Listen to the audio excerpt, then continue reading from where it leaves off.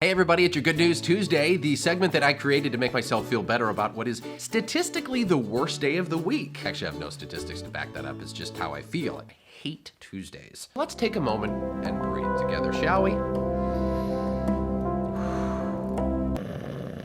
Turn up your volumes. Announcement. First bit of good news I want to get to you on this Tuesday is all about coronavirus because we're starting to see some really encouraging signs. The state's epidemiological curve, which is that curve we've been trying to flatten. And look at our big second hump, which popped up over the summer, has been tapering off. We hit 1 month of steady declines on the 7-day average. Still showing about 500 confirmed cases every day statewide, but we are well below that peak, so keep it up, everybody. If you switch it to the death count, Department of Health data shows that the daily death numbers were going up and sort of peaked recently. And look at that gray area there. That's incomplete data, but it's definitely showing a downward trend. All encouraging news to try to get this behind us eventually, right? It's gonna come someday.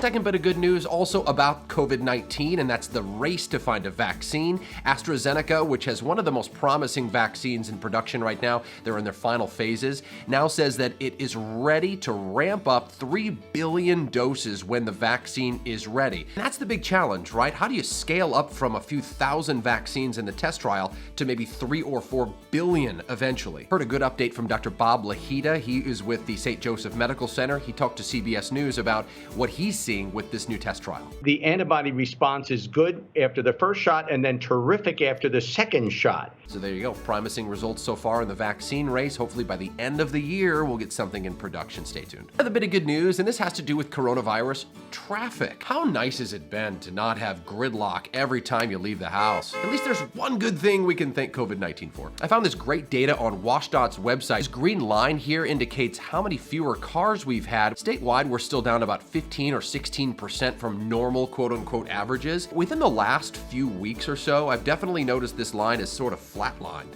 Maybe this indicates that traffic is as bad as it's gonna get. Maybe that's the good news.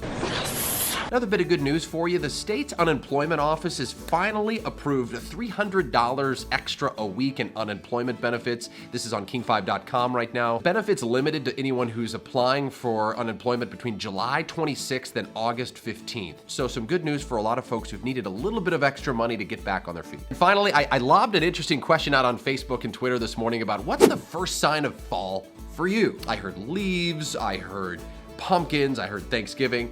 Also heard a lot about the Pumpkin Spice Latte. It all started with a tweet from Starbucks. I am pumpkin, I am spice, I am nice. It's debatable on whether the latte actually tastes nice. Are you not aware that I get farty and bloated with a foamy latte? That tastes perfumey, they're gross. Nonetheless, everybody's all over the Pumpkin Spice Latte and all different kinds of treats that Starbucks is now offering, so I hope that's good news for you, that your favorite annual treat is coming back to Starbucks, and it's probably gonna cost $7 or $8. I'm perfectly happy with my 2 shots of espresso in the morning, followed up with another 4 or 5. That's your Good News Tuesday, everybody. I'm glad we can do these stories together. Keep everybody safe, happy, and healthy. Take care of each other. We'll see you next time.